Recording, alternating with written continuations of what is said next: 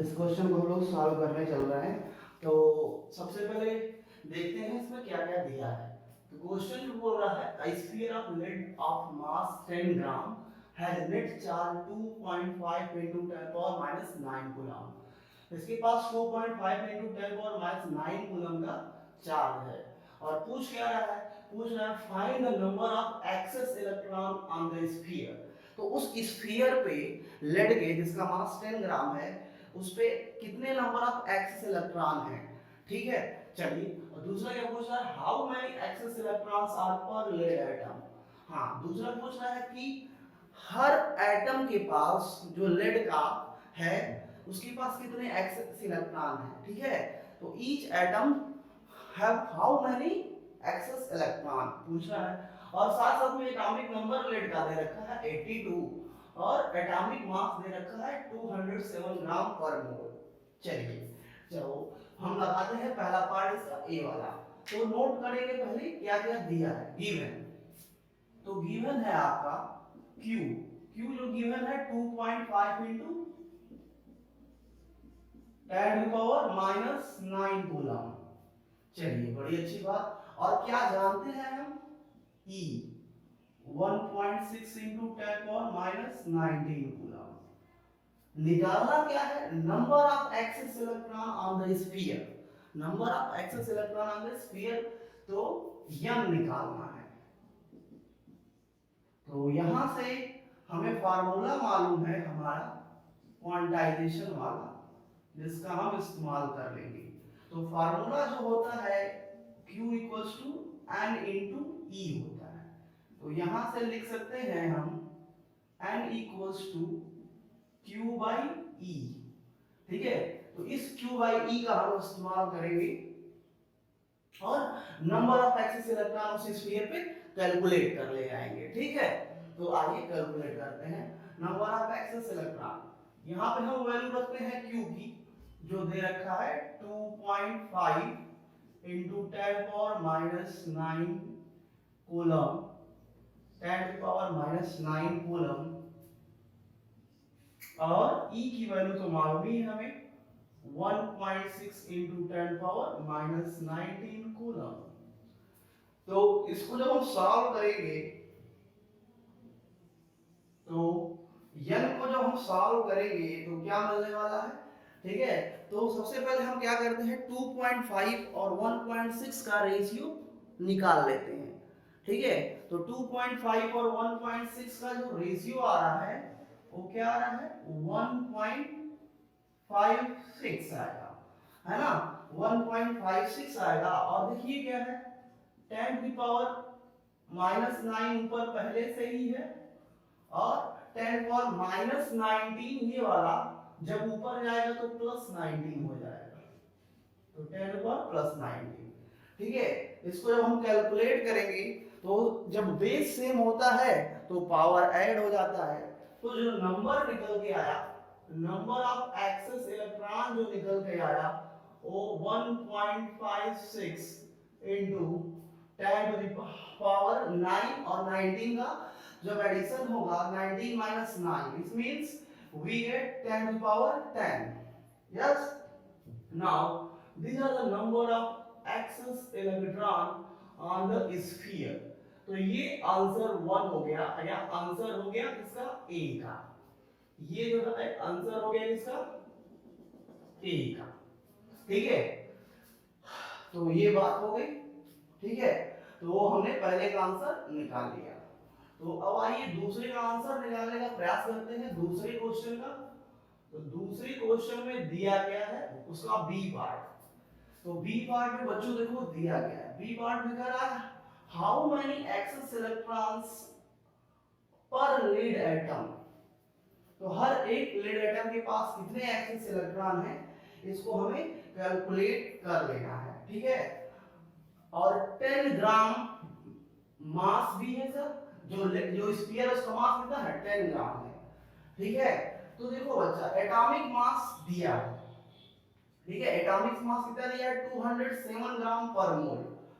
और तो जो इस एटॉमिक मास है उसके पास जो नंबर ऑफ एटम्स होंगे जो नंबर ऑफ एटम्स उसके पास होंगे, ठीक है, वो कितने होते हैं, अवोगाड्रो नंबर के बराबर होते हैं। कितने होते हैं, अवोगाड्रो नंबर के बराबर होते हैं, ठीक है।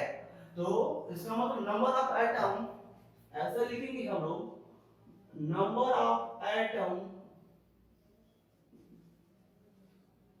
इन 207 ग्राम 207 ग्राम ऑफ लेड, वो जो होगा वो कितना होगा, तो Avogadro number 6.02 into 10 to the power 22, sorry 23 होता है, 6.02 into 10 power 23 एटम्स। तो नंबर ऑफ एटम जो हुए 207 ग्राम में कितने हुए, लेड के इतने होते हैं, ठीक है, जो एटॉमिक मास है इतने होंगे लेड के, ठीक है। अच्छा तो 1 ग्राम का निकालो, number of atom in 1 gram, number of atom इन 1 ग्राम, तो 1 ग्राम में इसके जो एटम होगा वो कितना हो जाएगा, बता सकते हो आप आराम से, 6.02 into 10 to the power 23 divided by 207। अब देखो 1 ग्राम का निकल गया तो 10 ग्राम का हम आसानी से निकाल लेंगे, क्योंकि जो स्फीयर है वो कितना है, उसका टोटल मास जो है 10 ग्राम है। तो चलो 10, तो नंबर ऑफ एटम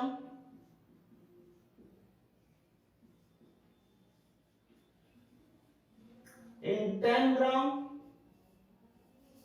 10 ग्राम में कितने एटम होंगे, ये 1 ग्राम का है, 1 ग्राम में इतने एटम अगर हैं जो 10 ग्राम में होंगे उसको आसानी से कैलकुलेट कर सकते हैं, इसमें 10 से मल्टीप्लाई कर दोगे तो 6.02 into 10 to the power 23 divided by 207 and all multiplied by 10, because we have to calculate in 10 ग्राम, ठीक है। तो ये आपका आ गया नंबर ऑफ एटम इन 10 ग्राम, ठीक है। तो जब इसको हम लोग कैलकुलेट करेंगे तो देखेंगे हमें क्या मिल रहा है, हमें जो मिल रहा है बच्चों, ये पहले तो हम रेशियो निकाले 6.02/207 और 10, तो इसको जब कैलकुलेट करोगे आप तो आपको टोटल वैल्यू मिल जाएगी नंबर ऑफ एटम्स की जो कि 10 ग्राम में प्रेजेंट थे, ठीक है। और इसको कैलकुलेट करने पे हमें जो मिल रहा और 2.91 into 10 to the power 22 atom, 2.91 into 10 power 22 atoms, ये 10 ग्राम में प्रेजेंट एटम की नंबर्स हो गए, ठीक है। नंबर ऑफ एटम इन 10 ग्राम, यहाँ पे फिर लिख देता हूँ क्योंकि उधर से हम आ रहे हैं फिर कंफ्यूजन भी हो सकती है। नंबर ऑफ एटम इन 10 ग्राम, चलो तो नंबर ऑफ एटम निकल गया, तो हमें क्या निकालना था, access electron per lead atom. तो टोटल जो एटम्स हैं वो इतने हैं, टोटल एटम्स जो है 10 ग्राम में इतने हैं, ठीक है। और हमें total number of excess electron भी मालूम है, टोटल नंबर ऑफ क्या है, एक्सेस इलेक्ट्रॉन भी हमें मालूम है, ठीक है। तो पर, तो जो क्वेश्चन है उसको भी पर लेड एटम निकाल सकते हैं आसानी से। Now number of excess electron, excess electrons per lead atom, per lead atom क्या हो जाएगा, बोलिए, नंबर ऑफ एटम, जो टोटल नंबर ऑफ एटम पूरे पे है, number of atom, sorry number of atom है नंबर ऑफ चार्ज, तो पूरे स्फीयर पे जो नेट चार्ज है वो वाली बात, ठीक है। नंबर ऑफ चार्ज में, तो नंबर ऑफ चार्ज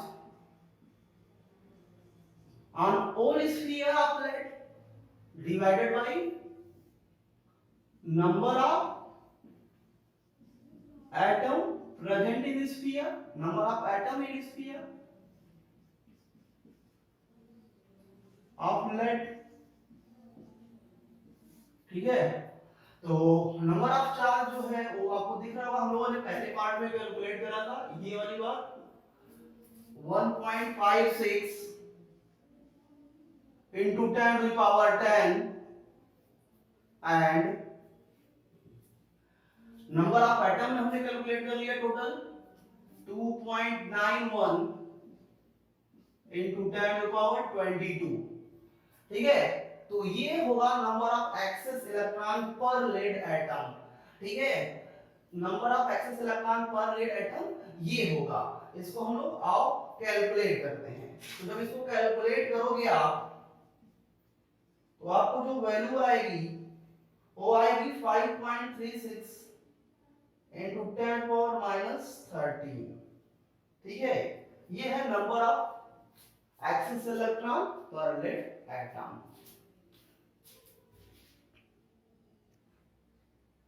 हाँ, अब ये एक छोटा सा क्वेश्चन है, how many electrons are there in 1 coulomb of electricity. एक कूलम जो चार्ज है उसमें कितने इलेक्ट्रॉन होंगे। तो चलो इसको भी कैलकुलेट करते हैं। ये बहुत ही छोटा क्वेश्चन है लेकिन एक आइडियल क्वेश्चन, जैसे कि अब बोर्ड्स में आपके जो सीबीएसई बोर्ड है, ठीक है, अब ऑब्जेक्टिव क्वेश्चन ला दिया है। ठीक है, तो और आपको फोकस करना पड़ेगा इन सब छोटी छोटी चीजों को। ठीक है, इग्नोर नहीं कर सकते आप। तो आओ कैलकुलेट करें। कह रहा है 1 कूलम, तो दिया है 1 कूलम, जैसे बताया वैसे ही नोट करना है। 1 कूलम चार्ज दे रखा है।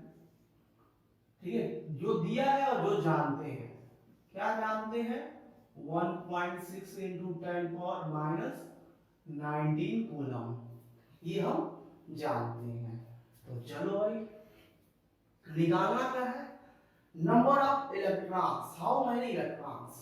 सो यानी क्वेश्चन बहुत है, ऐसा क्वेश्चन मैं लगवा भी चुका था क्योंकि एक जनरल क्वेश्चन था, तो मैं सोचा इसको भी आपको बता दूं, क्योंकि कभी कभी बड़ी बड़ी चीजें आती हैं और छोटी छोटी दिमाग में स्ट्राइक ही नहीं करती, तो ऐसा आपके साथ ना हो। ठीक है, हम पूरा एनसीईआरटी के क्वेश्चंस भी लगाएंगे जैसे ही चैप्टर ओवर हो जाएगा, और टॉपिक वाइज जो क्वेश्चंस हैं, जो आइडिया देते हैं न्यूमेरिकल्स लगाने का, वो भी लगते चलेंगे। ठीक है, और बहुत आसानी से बहुत स्मूथली हम सिलेबस को खत्म करेंगे धीरे धीरे पूरी चीजों को समझते हुए। तो यहाँ से आप देखिए, आपको ये मालूम है Q इक्वल्स टू N, तो यहाँ से जो N हो जाएगा वो क्या हो जाएगा, Q अपॉन E हो जाएगा। ठीक है, तो ये फार्मूला इस्तेमाल करना है आपको, तो चलो यूज कर ले। जब आप यूज करोगे तो Q की वैल्यू क्या होगी 1 और E की वैल्यू क्या होगी 1.6 into 10 to the power minus 19।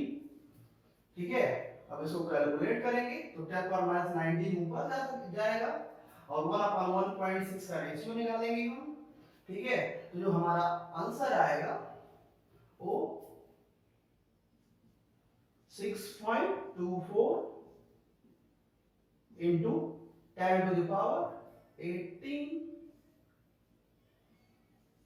ये नंबर ऑफ आपका इलेक्ट्रॉन हो जाएगा, यही आंसर होगा एक कूलम चार्ज में। आप ये ऑब्जेक्टिव टाइप का भी क्वेश्चन आ सकता है, आप इसको याद कर लेंगे तो ज्यादा बेटर होगा। एक कूलम में इतने इलेक्ट्रॉन होते हैं आपके। ठीक है, तो ये था आसान सा क्वेश्चन था जिसको हम लोगों ने लगा लिया।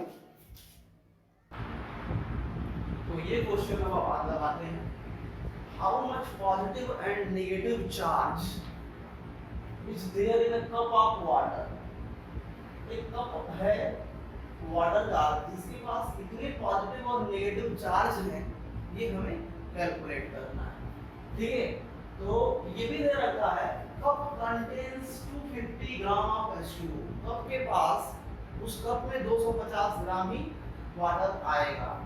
तो चलो आओ देखते हैं।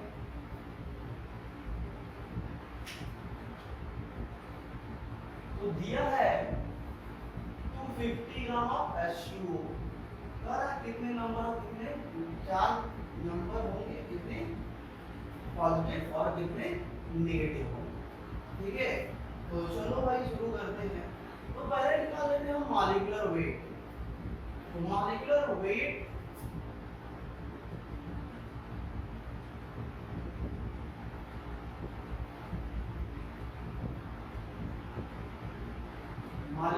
वेट कितना होगा, H2O होगा। वाटर का मॉलिक्यूलर वेट कितना होता है, बोलो H2O। तो हमें लग रहा है 16, 2 + 16, तो इसका मॉलिक्यूलर वेट जो होता है 18 ग्राम होता है ना। तो वाटर का जो मॉलिक्यूलर वेट होता है वो कितना होता है, 18 ग्राम होता है। ठीक है, तो चलो भाई निकालते हैं। तो 250 ग्राम, तो इस मॉलिक्यूलर वेट 250 ग्राम वाटर था, और इस मॉलिक्यूलर वेट में कितने नंबर ऑफ एटम्स होते हैं आप अच्छे से जानते हैं। Number of atoms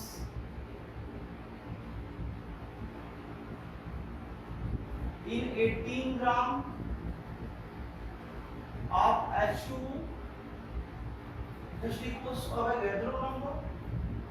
We can say 6.02 into 10 to the power 23। कितने नंबर ऑफ एटम्स होंगे 18 ग्राम में, तो 250 एक कप वाटर मतलब 250 ग्राम वाटर में कितना होगा। चलो आओ देखते हैं। तो पहले हम निकाल लेते हैं number of atom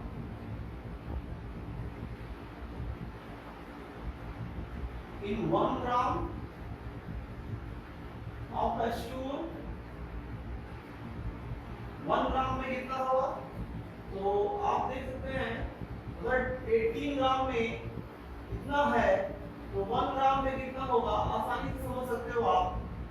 6.02 into 10 power 23 divided by 18, ये आपका 1 ग्राम का हो गया। तो बोलो कि आप 250 ग्राम में नहीं निकालोगे, आसानी से निकाल लोगे। तो now number of atom in 250 gram of H2O, 250 gram of H2O। 1 ग्राम में अगर इतना आ रहा वैल्यू, 1 ग्राम की वैल्यू अगर ये है, तो मुझे नहीं लगता कि कोई कठिनाई होगी 250 ग्राम निकालने में। 1 ग्राम मतलब एक कॉपी का दाम अगर आपको मालूम है तो 250 कॉपीज का दाम तो आप आसानी से निकाल लोगे।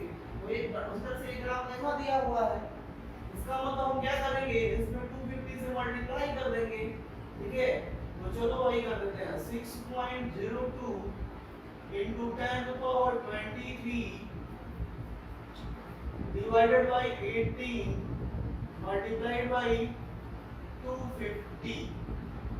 ठीक है, ये नंबर ऑफ एटम है 250 ग्राम ऑफ H2O का। तो हमें अगर नंबर ऑफ एटम पता चल जाए तो फिर हम चार्ज निकालने में कोई गलती करने ही वाले नहीं है, आसानी से निकाल ले जाएंगे। ठीक है, अब हमें बताइए जो H2O है, H2O का एटॉमिक नंबर जो होता है वो कितना होता है। तो H2O का एटॉमिक नंबर मतलब बोल सकते हैं उसके पास टोटल प्रोटॉन कितने होते हैं H2O के पास। तो आप समझ सकते हो H2O ऑक्सीजन के पास 8 और H2 मतलब 2, तो 8 ऑक्सीजन का 2 हाइड्रोजन का total 10, total number of proton 10 होगा। ठीक है, और उतना ही नंबर ऑफ इलेक्ट्रॉन होगा उसके पास। इसका मतलब हम क्या कह सकते हैं, बोलो आसानी से हम ये लिख सकते हैं। ठीक है, टोटल चार्ज हम कैलकुलेट कर सकते हैं, ये बोल सकते हैं। ठीक है, तो आइए इसे कैलकुलेट करते हैं हम लोग।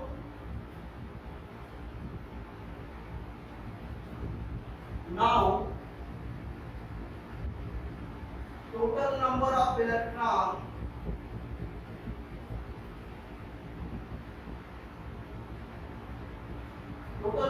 इलेक्ट्रॉन कितना होगा, बोलिए जल्दी से। तो ये होगा